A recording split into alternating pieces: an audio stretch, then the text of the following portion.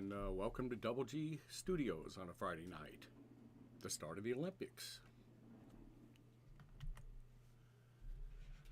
So, won't be playing any music tonight. I'm not wearing a wrist brace, but this is the first day I've not worn it, and still healing. Tried to play a little bit today, and yeah, it's still a little uncomfortable, and I just need to keep taking it slow here with both the wrist and the elbow.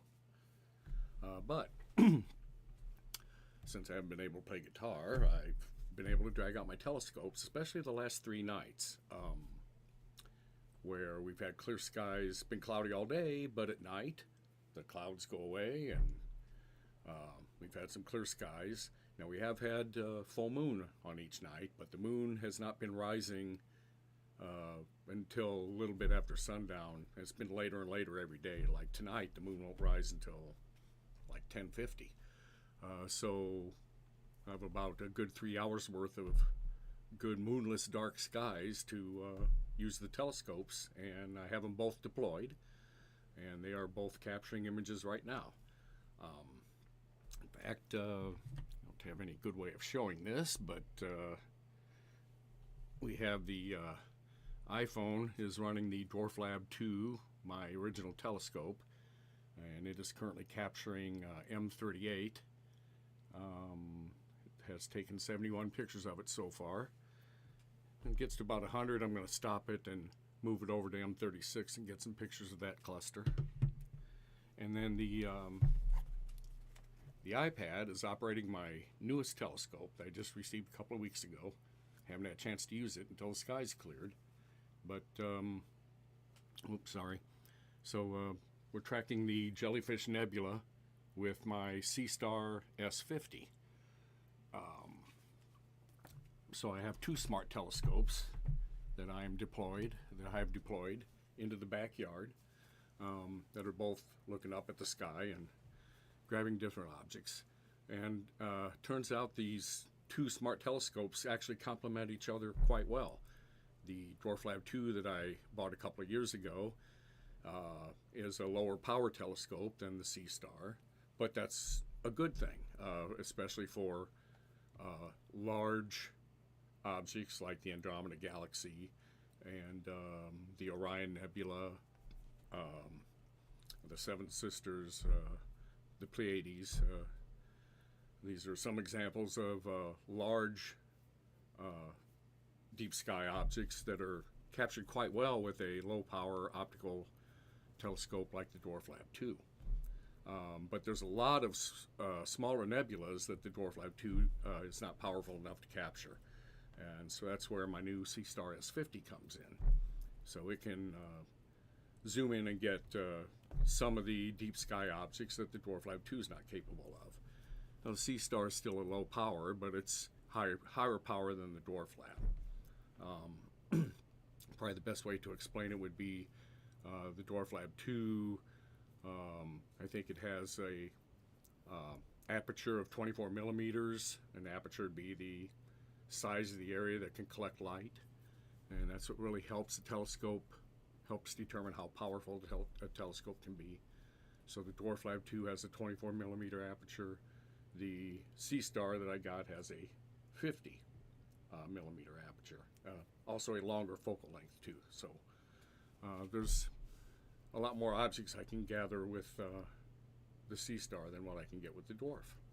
And the last 3 nights I've done quite a bit of that, even with the little limited window that I've been working with, which is anywhere from an hour and a half to 3 hours worth of good dark skies. I've amassed quite a list of objects with these 2 telescopes over the last 3 nights, just in my limited space backyard that I have with my light polluted skies. So I didn't really have a slideshow prepared to show, because I'm actually still working on processing all of this data that I've gathered with my telescope. But to give a somewhat of an example of what I've gotten over the last couple of nights, I can at least display a directory. Let me see if I go to my desktop. And here you see on my desktop I have the Stellarium software running, which is helping me to determine what targets I want to go for. And right now it's focused in on the starfish cluster, which I'm currently capturing with the Dwarf Lab telescope. But let's see. The stuff that I've gotten over the last couple of nights.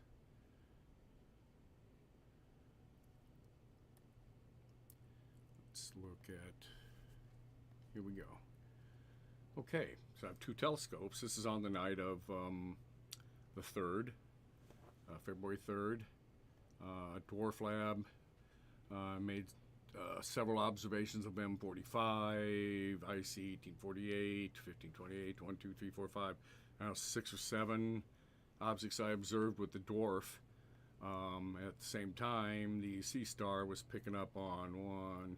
Now, notice the Dwarf Lab and the Sea Star use different filing formats, so it makes trying to figure out what they captured a little bit different from one telescope to the other. And there are some other interesting nuances and differences between the two telescopes.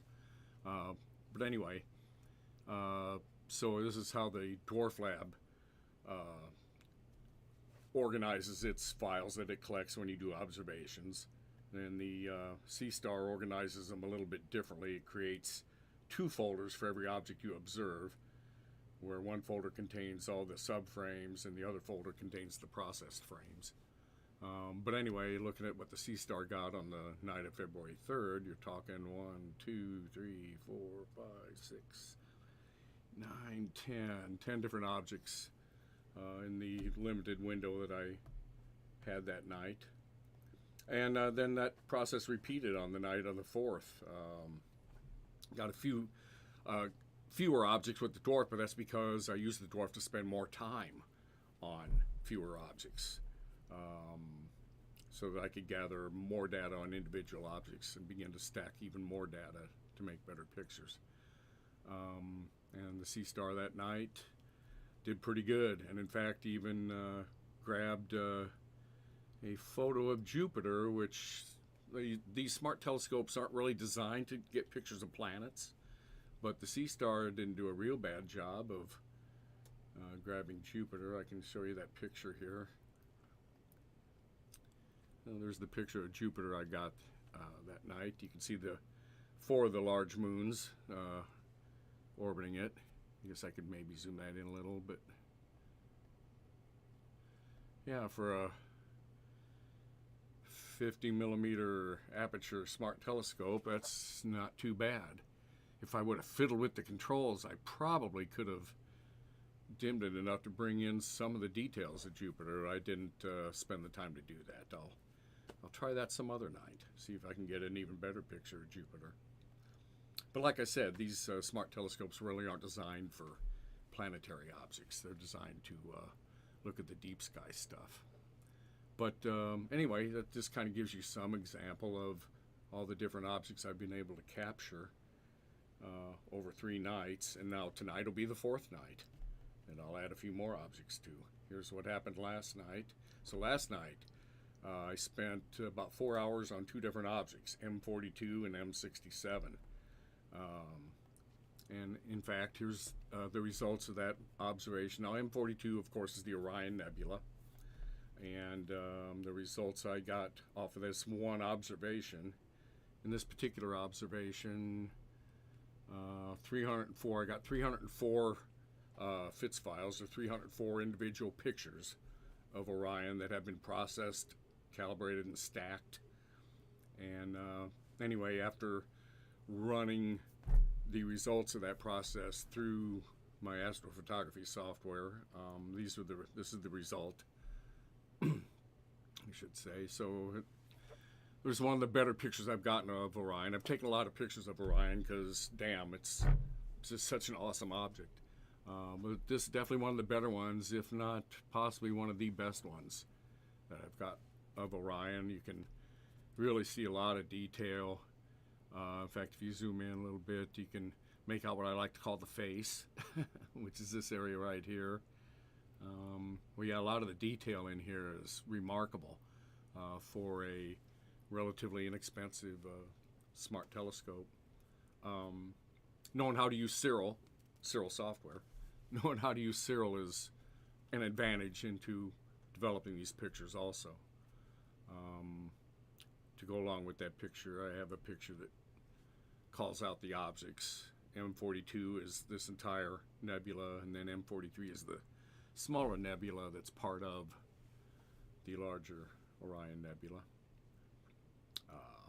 One of these days I'll focus the C star on this nebula up here. And I should know the name of it, but I don't. But that would be a good object to go for with the C star. So anyway, don't see anyone in the chat, so, and you know, for some reason I don't have my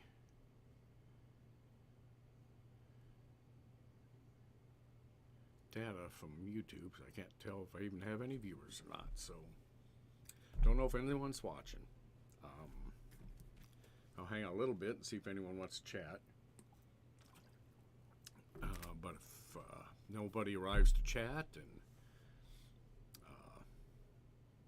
and I guess I'll probably just cut this live stream short. I apologize for not being able to bring out the band and the band. Me. I apologize for not being able to play some guitar for you and sing some songs, although I'm not very good at it. But still, it's something that I have enjoyed doing every Friday night, and I'm really disappointed I can't do it for a while. But I'll be back to it soon, hopefully next Friday. Get this thing healed. All right, so let's look at the other camera. There's the 360 view. And yeah. Maybe I should have prepared a slideshow. Well, I do have one slideshow prepared. Does not include any sea star pictures, but here is a slideshow of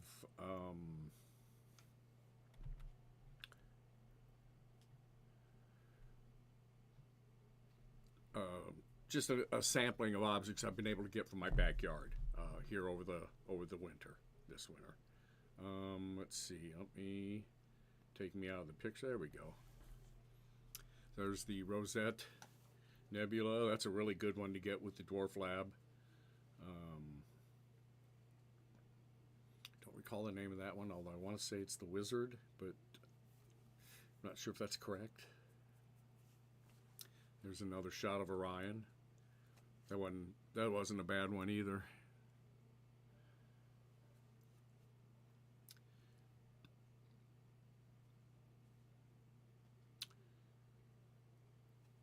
So yes, I was able to capture all these objects with the Dwarf Lab 2 smart telescope from my light polluted backyard, and I would rate my light pollution at probably a Bortle 5, Bortle 6 level, somewhere in that range.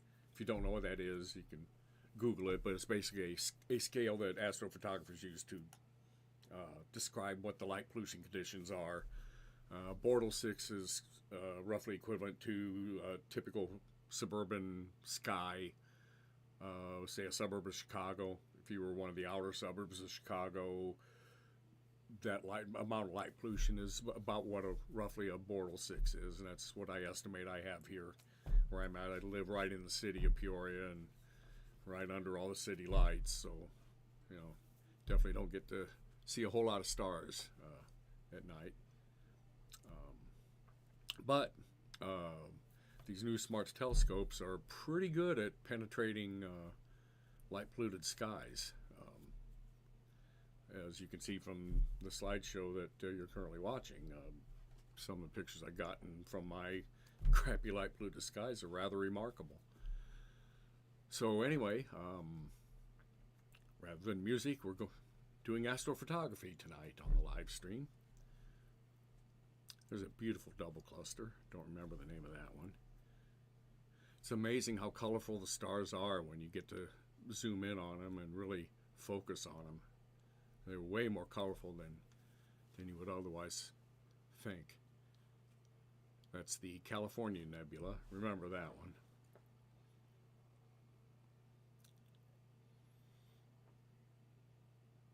And yeah, don't remember that one, but there's an example of an object that, with the dwarf lab, that's how big it is. If I go after that with my C-star, I'll get a much larger picture of that.